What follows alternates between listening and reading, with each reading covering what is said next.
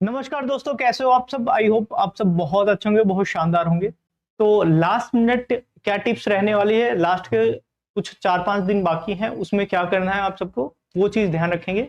जैसा मेरा अनुभव रहा है, मैंने पेपर निकाला है, उस बेस पे मैं अनुभव अपना बता सकता हूँ कि लास्ट मोमेंट पे क्या करना चाहिए। केवल और केवल रिवाइज करना चाहिए, केवल और केवल क्या करना, रिवाइज करना चाहिए।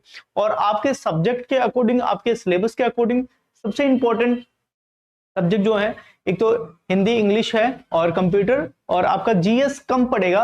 इसकी जगह पे, जीएस की जगह पे आपको क्या रखना होगा, रीजनिंग रख लो। सभी बच्चों की रीजनिंग बहुत अच्छी होती है। ऑलमोस्ट सभी बच्चों की जो कंपटीशन में घुसे हैं ना, उनकी भी रीजनिंग ऑलमोस्ट कवर होती है और बहुत जल्दी हो जाती है, रीजनिंग इजी होती है। तो ये इंपॉर्टेंट टॉपिक्स है, इनमें से कम नंबर गलत होने चाहिए, कम से कम क्वेश्चन छोड़ने होंगे, कम से कम। और नेगेटिव बिल्कुल भी ट्राई करने की जरूरत नहीं है। और बहुत सारे बच्चे अभी भी मैंने देखा है कि नए नए टॉपिक्स को कवर करने के चक्कर में है। भैया मत करो, मत करो, टाइम वेस्ट हो जाएगा। जो अच्छा जहां पे कर सकते हो वहां पे अच्छा नहीं कर पाओगी। सबसे बड़ा रीजन है, जहां पे अच्छा होने की संभावना है वहां पे आप गड़बड़ कर दोगे।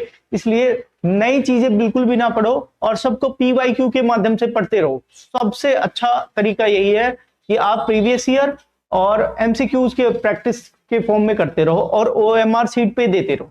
ओएमआर सीट की जिसने अभ्यास नहीं करा ना, वहां पे नेगेटिव में बहुत दिक्कत होती है, गलत हो जाता है, 180 लग जाता है।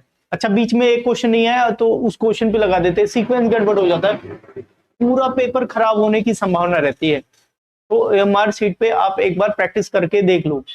और बहुत जने ऐसे हैं कि लास्ट में फिल करेंगे, स्टार्टिंग में फिल करेंगे। मत करो भैया, एक बार 3-4 दिन बचे हैं, आप एमसीक्यूज को सॉल्व करो, एक पूरा लेंथ पेपर सॉल्व करो, फुल लेंथ टेस्ट सॉल्व करो, और एमसीक्यूज को ओएमआर सीट पे सॉल्व करने के प्रयास करना, कि भाई फिल करने का प्रयास करना। क्योंकि आप गोला गलत जगह फिल कर दोगे, जहां पे एक नेगेटिव मार्किंग है, आप स्किप तो करोगे ही करोगे क्वेश्चन, तो गलत जगह पे फिल कर दोगे। बात ये है, तो आपको प्रैक्टिस, अभ्यास बहुत ज्यादा करने की जरूरत है। फिर उसके बाद मैथ्स, बहुत सारे बच्चे बता रहे हैं कि भाई ये एमआरएस की लेंदी आई थी, क्या यहाँ पे भी लेंदी आएगी? हाँ, बिल्कुल चांस है लेंदी आए, लेकिन हाँ, ऐसा भी हो सकता है कि नेगेटिव इमेज बनी हुई है तो मॉडर्न पेपर, मॉडरेट लेवल का पेपर दे सकते हैं।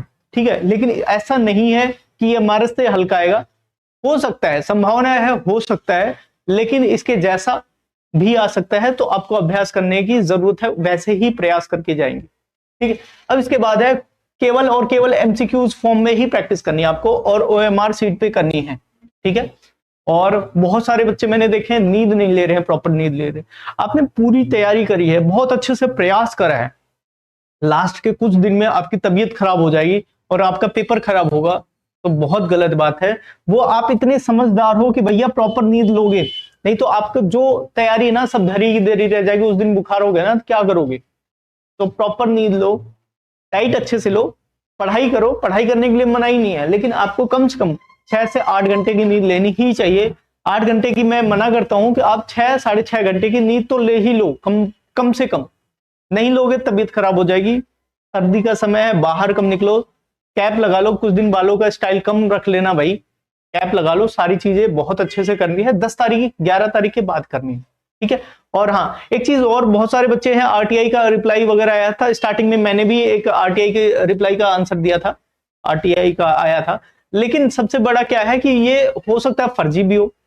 ठीक है, हो सकता है फर्जी भी हो सकता है ऑथेंटिक हो। लेकिन जिस हिसाब से उन्होंने 11 लाख डेटा ओरिजिनली दिया था, उस हिसाब से तो टोटल इसके तो 5-5 लाख के आसपास ही हो रहे टोटल होने पे, जितना आरटीआई अभी घूम रहा है ना। तो इसका मतलब सारे पीआरटी हैं, इसका मतलब सारे जेएसए हैं, ऐसा नहीं है। कुछ चीजों में अभी गड़बड़ है। मुझे लगता है आरटीआई के सारे तरीके से डेटा क्लियर नहीं है, सही नहीं है। अगर है तो अभी मैंने डी ट्रिपल एस बी का देखा था, और डी ट्रिपल एस बी में लगभग 1.5 लाख के आसपास फॉर्म आए हैं। इसके आसपास भी पीआरटी की संभावना लगती है, इसके आसपास, इससे ज्यादा नहीं, इसके आसपास ही होंगे। ठीक है, ज्यादा 10-15 हजार बढ़ जाएंगे, लेकिन इसके आसपास ही है, इससे ज्यादा नहीं है। इस बात को ध्यान रखना। 1.5 से 2 लाख हो जाएंगे, उससे ज्यादा मुझे नहीं लगता है कि पीआरटी के लिए जाएंगे। जेएसए के लिए ज्यादा भर सकते हैं, क्योंकि उसमें और सारे बच्चे, ज्यादा क्राइटेरिया नहीं मांग रखा है ना उसमें, आपका जेबीटी नहीं मांग रखी है, आपका सीटेट नहीं मांग रखा है। जेएसए सारे बच्चे भर देंगे। तो ये चीज ध्यान रखने की जरूरत है कि भाई आप उन अफवाहों के चक्कर में ना रहो, अपना मतलब पढ़ना कम ना करो, डिमोटिवेट ना हो, क्योंकि ये कभी कभी क्या हो जाता है कि बहुत सारे बच्चे मजाकी में कर देते हैं अपने कंपटीशन घटाने के चक्कर में। तो ये चीजें फैल रही हैं। तो जब तक ऑफिशियली सीबीएसई ऐसा ना अनाउंस कर दे, उसने 11 लाख बताए ना, तो 11 लाख से ज्यादा ही होंगे, तो 11 लाख के हिसाब से आप तैयारी करो, कम मान के बिल्कुल भी तैयारी करने की जरूरत नहीं है। ठीक, आप सब अच्छे से पढ़ेंगे। मिलते हैं नेक्स्ट इंफॉर्मेटिव वीडियो के साथ में। और मेरा क्या है कि आप सब, यही चाहता हूं कि आप सब इस चीज को अगर फॉलो करते हो तो ठीक है, नहीं फॉलो करते हो तो आपका जो बेहतर तरीका है उस तरीके से कर सकते हो। ठीक है, चैनल को सब्सक्राइब करना ना भूलें और ढेर सारा प्यार दें। और जो भी कमेंट में आपको जैसा लगता है कि इंफॉर्मेशन कैसी लगती है उसके विषय में और क्या इंफॉर्मेशन चाहिए, कमेंट बॉक्स ओपन रहेंगे और आप कमेंट कर सकते हैं। ठीक है, थैंक यू सो मच।